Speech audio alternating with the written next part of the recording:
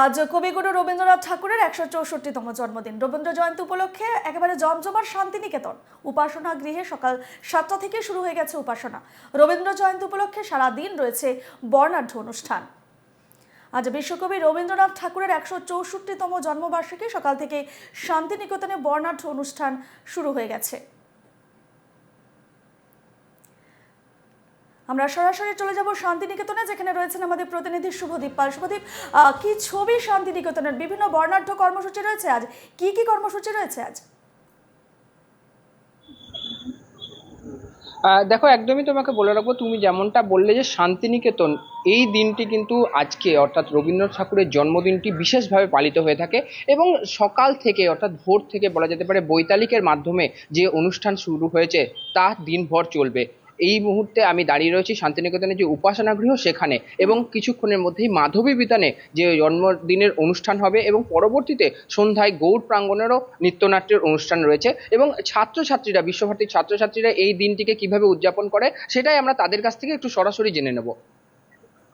একটু তোমরা আজকের দিনটা কিভাবে কাটাচ্ছো, কি রকম কি করবে, কতটা ভালো লাগে? বিশ্বভারতী থেকে যে আয়োজন করা হয়েছে, ভোরবেলায় বৈতালিক, এরপরে কবিকণ্ঠ ছিল, এরপরে মন্দির হলো, এখন মাধবী বিতানে অনুষ্ঠান আছে এবং সন্ধ্যায় অনুষ্ঠানে প্রত্যেকটাতেই অংশগ্রহণের চেষ্টা করি।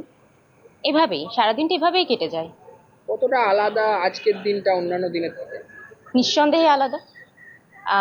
যার জন্য আমরা শান্তিনিকেতন পেয়েছি, বিশ্বভারতী পেয়েছি, পড়ার সুযোগ পাচ্ছি, তার জন্মদিন আলাদা হবে, এটাই তো স্বাভাবিক। আমি আরো একজন ছাত্রীর সঙ্গে কথা বলবো যে তারা কিভাবে দিনটা কাটাচ্ছে, কি তাদের ইচ্ছা আছে এবং কি রকম তারা ভাবে। আজকের এই দিনটা কি রকম তোমাদের কাছে? আজকের এই দিনটা খুব বিশেষ আমাদের জন্য। আমরা সবাই সকালবেলা ভোরবেলা, বৃষ্টি ছিল হয়তো, মাথায় নিয়ে সবাই শাড়ি পরে পাঞ্জাবি পরে আমরা এখানে এসেছি সবাই একসাথে উদযাপন করতে আজকের দিনটা। রবীন্দ্রনাথ ঠাকুর সবার জীবনেই কোনো না কোনোভাবে নিঃসন্দেহে প্রভাব ফেলে। তো সেই প্রভাবে প্রভাবিত হয়ে আজকের দিনটা আমরা ভালোভাবে উদযাপন করব। একদমই, তুমি শুনলে যে এখানকার ছাত্রীরা তারা কিভাবে দিনটি উদযাপন করছে এবং সারা দিনভর কিন্তু বিভিন্ন অনুষ্ঠানের মধ্যে দিয়ে তারা এইভাবে এই দিনটিকে উদযাপন করবে। এবং শান্তিনিকেতন কিন্তু রবীন্দ্রনাথ ঠাকুরের কর্মভূমি রূপে পরিচিত। এখানে জোড়াসাঁকোর মতনই একইভাবে কিন্তু এই জন্মদিবস পালন করা হচ্ছে এবং এই দিনটা অত্যন্ত আলাদা সকলের কাছেই, কারণ তারা সব সময়তেই চাই যে এই দিনটি বারবার ফিরে আসুক এবং এই দিনের আনন্দ তারা আরো ভালোভাবে উদযাপন করুক। একেবারে শুভদীপ, তুমি উপাসনার কথা বললে, উপাসনার গৃহে সকাল ৭টা থেকেই শুরু হয়ে গেছে উপাসনা। উপাসনা ছাড়াও এরপর কি কি কর্মসূচি রয়েছে শুভদীপ আজকের ও পুরো দিন?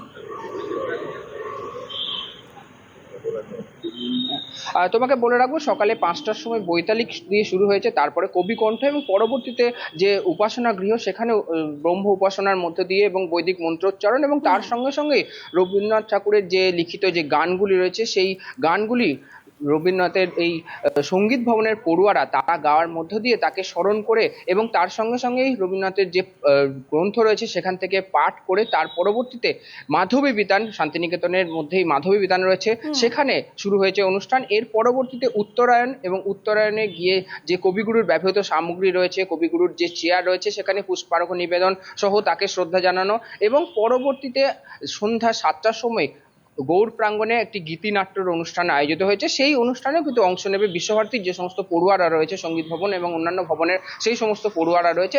বলা যেতে পারে দিনভর কিন্তু নানান ধরনের অনুষ্ঠানের মধ্যে দিয়ে এই দিনটি অর্থাৎ রবীন্দ্রনাথ ঠাকুরের জন্মদিনটিকে পালন করবে বিশ্বভারতী তথা সমগ্র শান্তিনিকেতন। একেবারে শুভদীপ, আমরা সেখানকার বর্তমান ছবিটা একটু দেখতে চাইবো, শান্তিনিকেতনের এখনকার পরিবেশটা। দেখো, একদমই তোমাকে দেখাবো যে এই মুহূর্তে কিন্তু এই যে উপাসনা গৃহ, সেই উপাসনা গৃহের অনুষ্ঠান কিছুক্ষণ আগেই শেষ হয়েছে এবং যে এখানকার পড়ুয়া থেকে শুরু করে দূর দূরান্তের পর্যটক এবং প্রাক্তন পড়ুয়া তারা সকলেই আসছেন এবং তারা এই দিনটিকে আলাদাভাবে উদযাপন করছেন, কারণ আজকের দিনের মাহাত্ম্য বা গুরুত্ব কিন্তু অনেকটাই আলাদা তাদের কাছে।